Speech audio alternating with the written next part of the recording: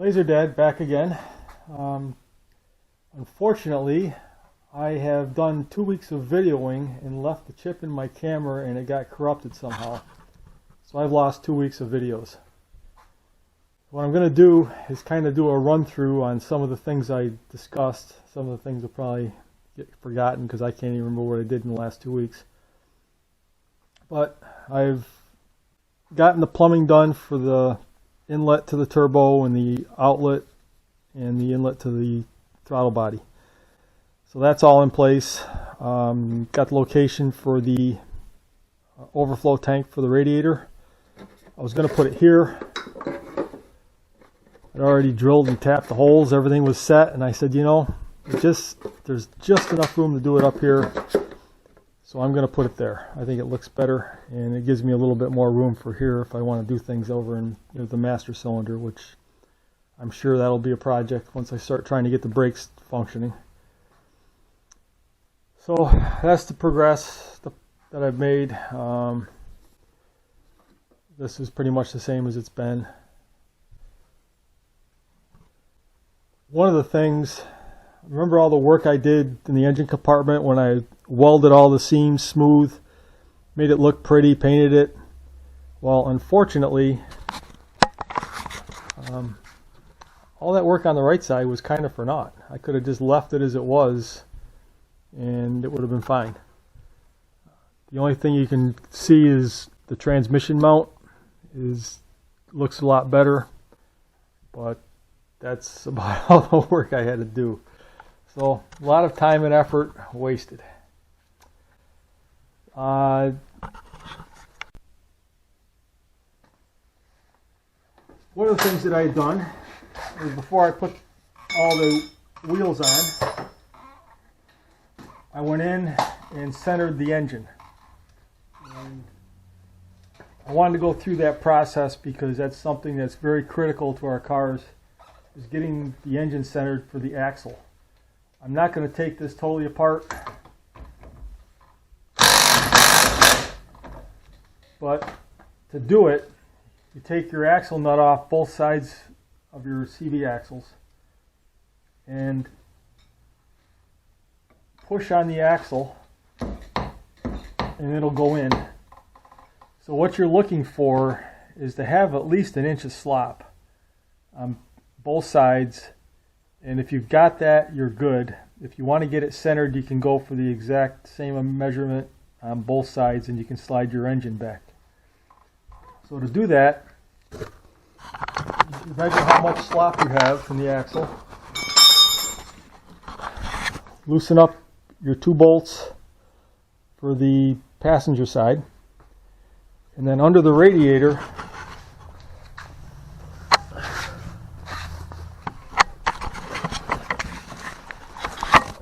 the front motor mount has 4 nuts on it and they're slotted. So you loosen up the 4 nuts. You don't have to screw with the axle mount because that's got plenty of room to move back and forth. It's just like a hanger. It doesn't actually bolt rigidly. So once you do that, then you can slide your engine back and forth and get it the correct distance from both sides so that your axles are centered. So again, I'm not going to go through all that again because I'm already losing time trying to video all this stuff. Another thing I was forgetting to discuss was when you go to torque your axle nuts, they're supposed to be around 150 psi. I personally don't think they need to be that much, but according to the manual, that's what they spec. So to do that, you got to stop this wheel from turning. So if you can have somebody put the brakes on, that's good. But you can also just stick a screwdriver into the rotor, and then when you turn it, that'll stop the rotor from going. You might bend your screwdriver, but you'll have the ability to torque your nut to whatever you need.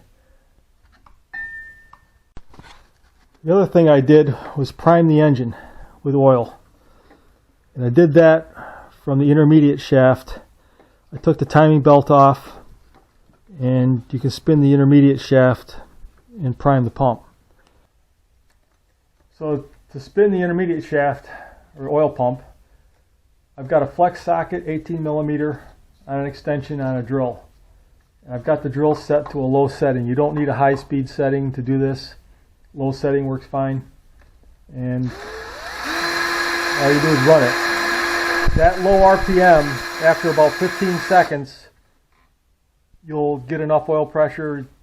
I checked my gauge, and I actually had over 60 psi on the gauge when I was spinning it. And you can actually feel the pressure build.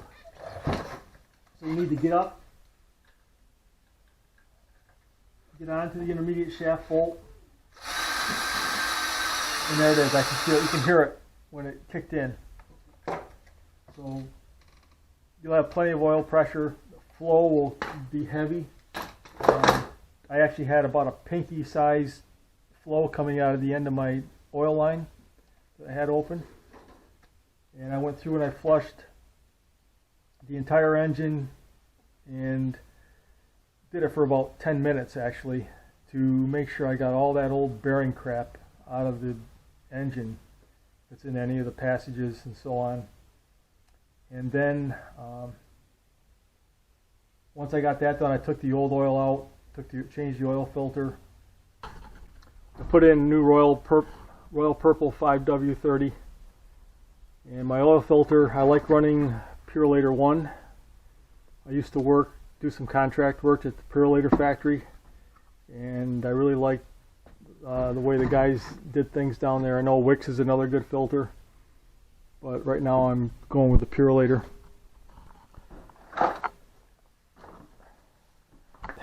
Trying to remember all the stuff that I covered before, but one of them was our oil filters. And when I had done the priming on the engine, drained the oil, I took the oil filter off. And of course with our cars mounted sideways, you always get all that oil that comes out and leaks all over everything. Well, I got the oil filter down and looked at it, and you could actually see it was an inch below these threads. So the oil that had come out was not the entire filter. More than half of the filter was still left. So that just shows that when our cars shut off, or when you're shutting the car off, oil is staying in the filter because it had definitely been stopped priming for over an hour, and I had taken the filter entirely off, and it was almost full. So it just shows if you prime your engine, you're getting the oil in the filter, and it does take time to fill that filter up. So if you're not priming that way, you're going to have some time going in. And that's where my oil accumulator will take care of things like that. That you can just fire off the accumulator with an empty oil filter, push oil back into it, and when you go to start the car, you're going to have oil right away into the bearings. So another advantage of the oil accumulator. I can't say it's worth the cost, but it's just another reason for having it. So I'm sure somebody's going to notice that I've got a Mobile 1 filter on this, an M1 204. And that's because it's got the bigger size can. A normal Accumulator L10 241 is much smaller in diameter, but the face of it with the gasket is the same size. And I had this left over from before, so I figured I'd put it on and make use of it. It's got a lot more media inside, so you're going to get more filtering life, but I don't expect that to be an issue. I just figured I'll get rid of it. Down the road, I'm contemplating installing an adapter to externally route the oil from going to the oil filter, and instead sending it out to the, I'll take that back. The way it works, you run it through the oil filter and then you run it out to the accumulator, so that if you have an oil starvation issue, your oil comes back in right here at the oil filter. Now I've got mine routed up here, so it's actually after the bearings and the crank bearings. So it's not the most ideal spot because you're going to be pushing the oil backwards into the bearings.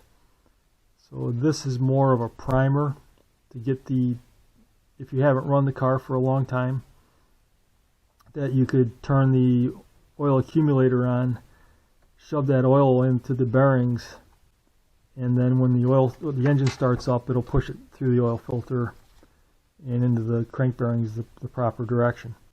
But at least you'll have something there to start with.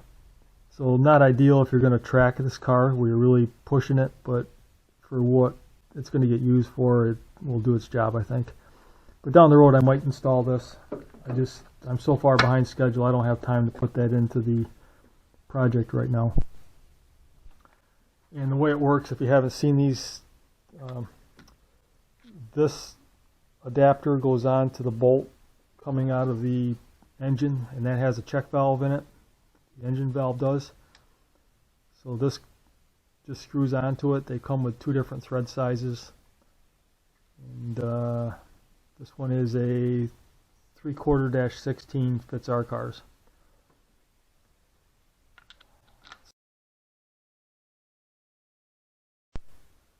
This might be a good time to give a little 101 on how our oil system works. And that the oil filter, the way the oil comes in is through these outer passages first. It goes through the filter media and then comes out the center hole through this one-way valve, check valve. So this valve is what the oil filter threads onto the engine with. You've got your gasket that seals it from leaking out of off the side of the block. So the oil's coming in here and coming out this check valve, and the check valve actually keeps the oil from pushing back into the filter. So because technically you could flow oil either direction into the filter. So this is flowing from the filter to the engine, but it won't let it flow from the engine to the filter. That way you know that you only have oil flow in one direction at any time. So that's what this valve is.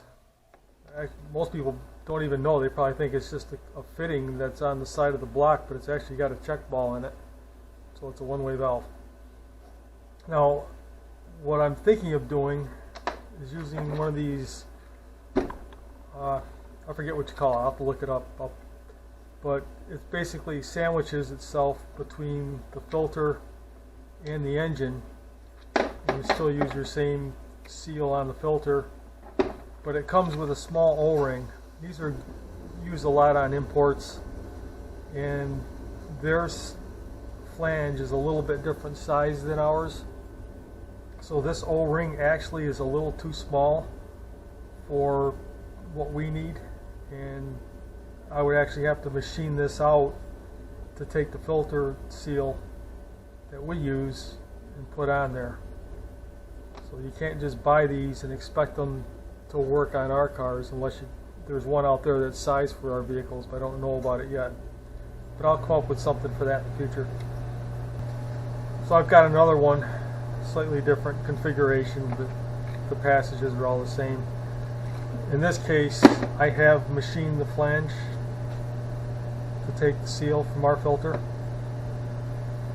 So if you do have to do these, you'll have to, I haven't found one that has our seal yet, and you'll have to machine that to accept ours. The way it works, you've got the check valve that's mounted onto the block. This sandwich is going to go between the new adapter and our filter. So that'll thread on, the gasket will seal it just like an oil filter will against the engine. So then the oil that would normally go into the filter through these outer holes is now going to go into the outer passage here, and then it's going to go towards the fittings that are on this side of the block. And this adapter gives you a lot of options. You have fittings coming out the top, you have them coming out the top front. You can do either one you want.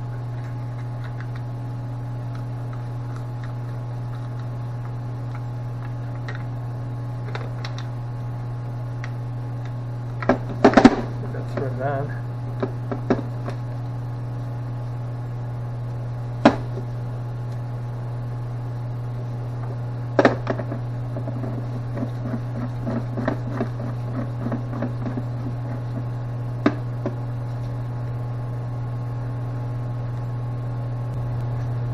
Oil comes in the outer holes. So coming out of your block, it's coming in here to this outside chamber, and instead of going into the filter, it's coming into this chamber first.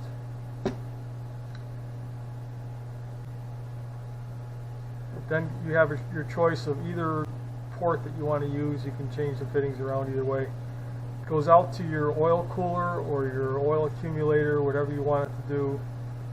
It then comes back in this port, which then goes to the outside holes of the oil filter. So instead of going through the oil filter first, it's going to the outer component, whatever, like I say, if you have an accumulator or a cooler, whatever you want it to be, it's going to go out to that first, come back, and then come in through this outer port, going into the outer ports of the filter. Oil comes out of the center already filtered, goes through the check valve and into the engine like normal. So that's how these oil adapters work. So again, I haven't found one that fits to our engine perfectly, but they can be modified. This is the one I like the best. Well, I say that. I've got this Brady valve, which I haven't machined it yet.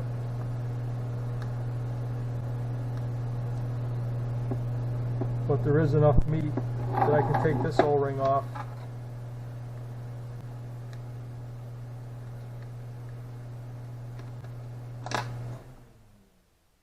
and put our O-ring on. But this one has a check valve in it, a bypass. So if the filter becomes clogged, it'll actually bypass instead of like this one where it's just in and out. There's nothing to restrict the flow. So the Grady style is a little bit better. So focus on that. That's the Grady part number. The other ones I'll have to look up and put them on the text.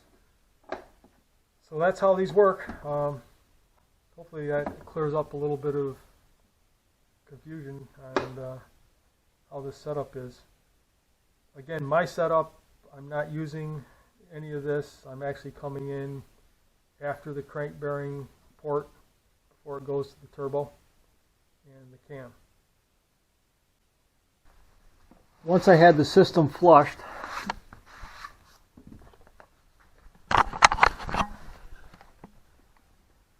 I needed to get the accumulator primed.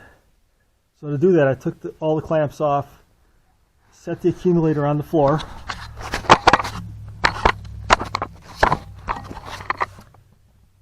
and then took the hose off.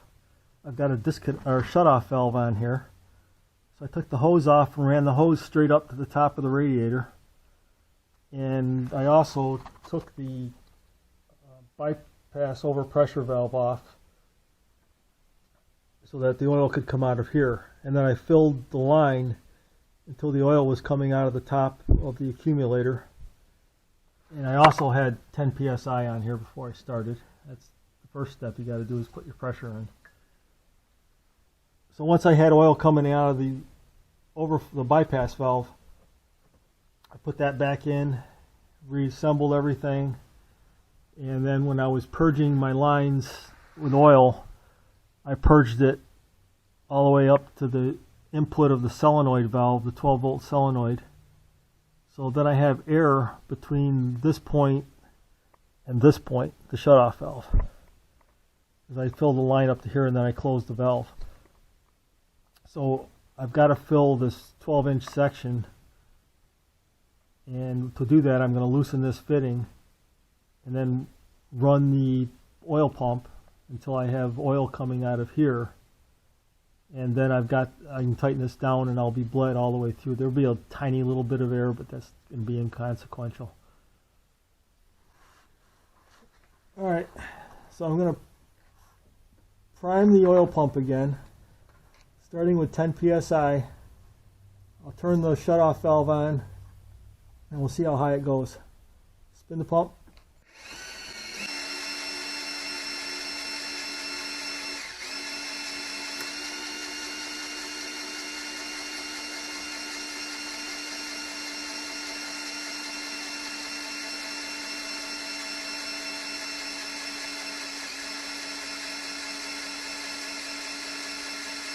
Okay, take it off.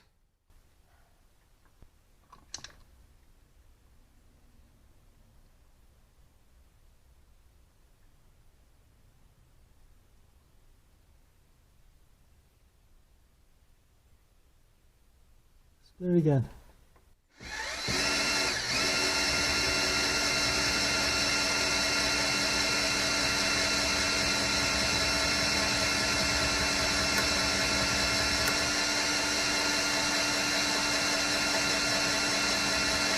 Stop.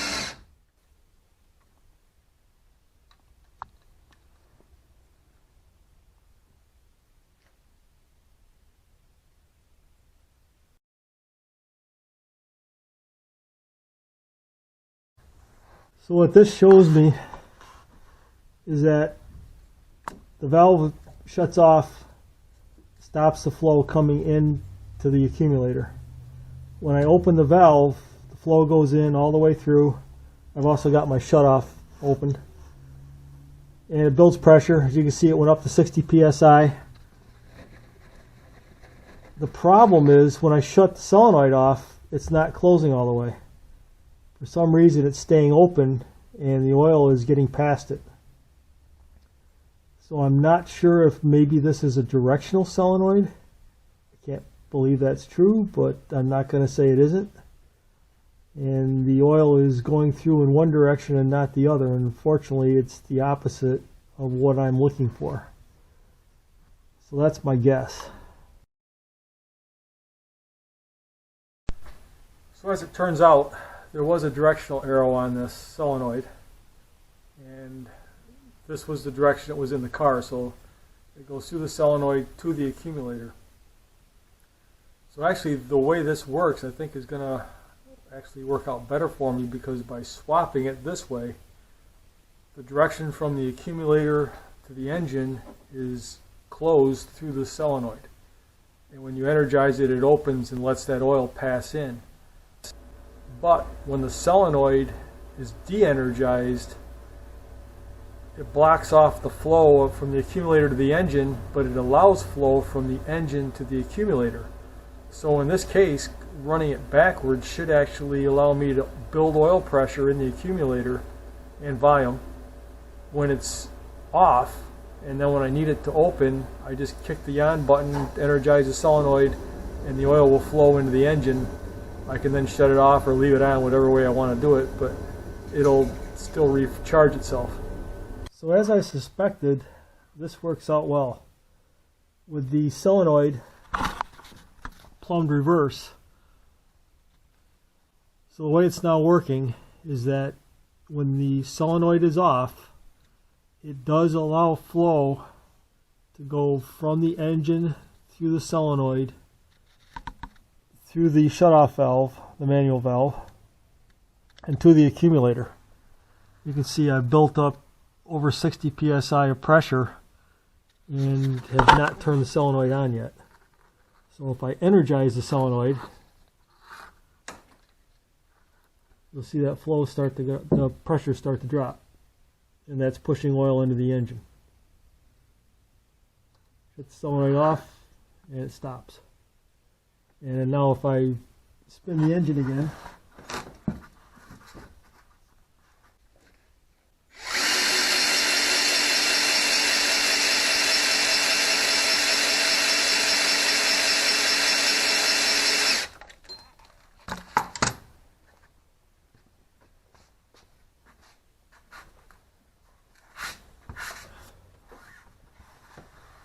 so I've recharged the accumulator.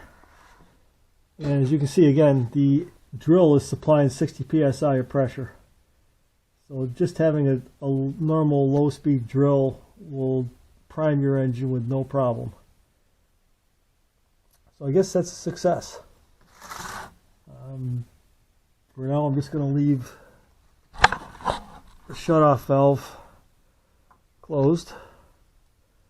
Don't really need the accumulator at the moment, but before I start the engine for the first time, I will open this shutoff valve and I'll open the solenoid, and that should give me some pressure into the bearings, some oil flow I should say.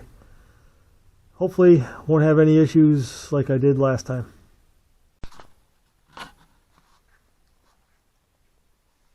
I'm trying to show people a lot of tips that it took me years to learn.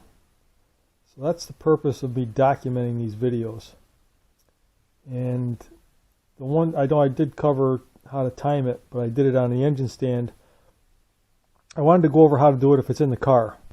And again, I can't stress enough how important it is to put lines on your pulleys and shafts and things so that you can easily identify them. So I have top dead center on the crank pulley, where the center bolt from the crank pulley goes to the center bolt of the intermediate shaft.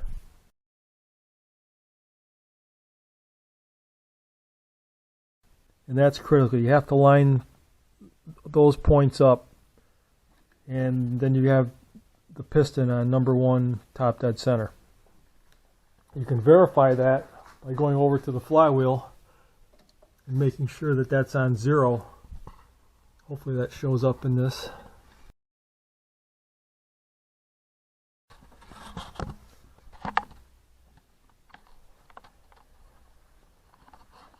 The next step is the cam, to make sure that the cam sprocket's lined up, that your mark on your cam sprocket goes through the center of the bolt and down to the center of the crankshaft. So if you have those 3 things lined up, you're good to go. And I'm not going to do it again because I've already done that. And the third thing is to get the intermediate shaft lined up so that its mark is aligned with the crank bolt. So you've got the 2 bolts and the 2 lines from both sprockets lined up. And at that point you can put the timing belt on.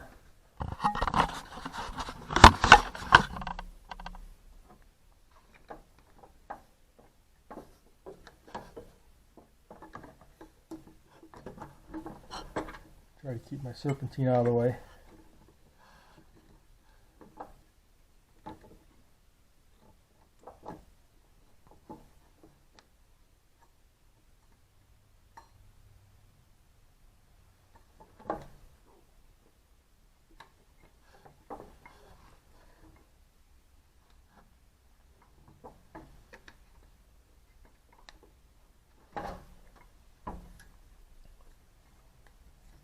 Start by putting it on the timing sprocket on the bottom, on the crank, and then getting it to the intermediate shaft and making sure those marks are still lined up. If you're 1 tooth off, it's going to screw up your timing.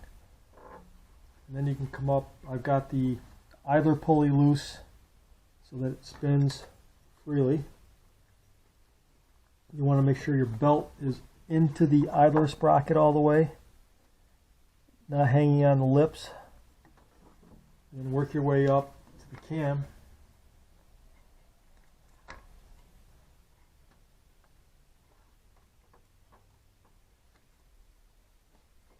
And this is where you have to put a little stretch into it. If you have it right, go together.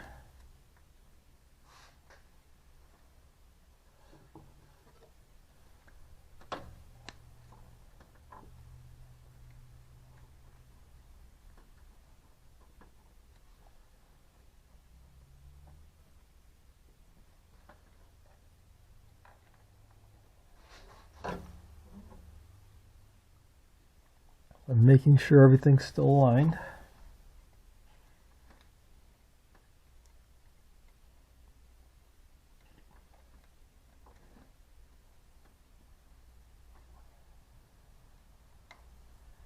just starting to go over the pulley on the cam.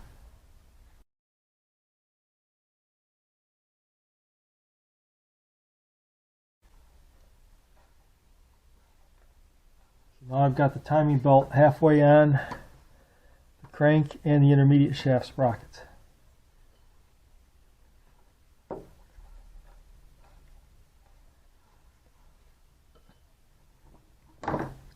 And then you have to push everything on to get it into place. I'm not going to do that now because I'm going to have to go into the car, and you can see that the belts are in place. They just have to slide in another 3/4 of an inch, and then everything will center up. And right now, a lot of that tension issue was that my belt was over the lip of the idler pulley. So that's what's giving me a lot of tension problems. I'll have to push that on a little bit more. Once that clears, goes into the idler, the tensioner pulley I should say, then everything will slip on nice and easy, and I can lock the bolt down for the, or tighten the tensioner pulley and lock that down. So I now have the belt on, centered on the pulleys, but if you look at my alignment marks, you'll see that the crank and the intermediate shaft are no longer aligned. So at first you think, oh crap, I've got the belt one tooth off on the intermediate shaft. But then before you make any changes, make sure you go back, check your flywheel mark. I don't know if you can see it, but the timing mark has now moved off of the 0. So that means I have to turn the crank sprocket a little more clockwise. That will move the timing mark to 0, and at the same time align the intermediate shaft so they should be identical. If you are off, don't panic. That's usually the case, that your shaft moved, your crank moved a little bit. But if the crank is dead on and you're off like that, you're going to have to take the belt off and redo it again.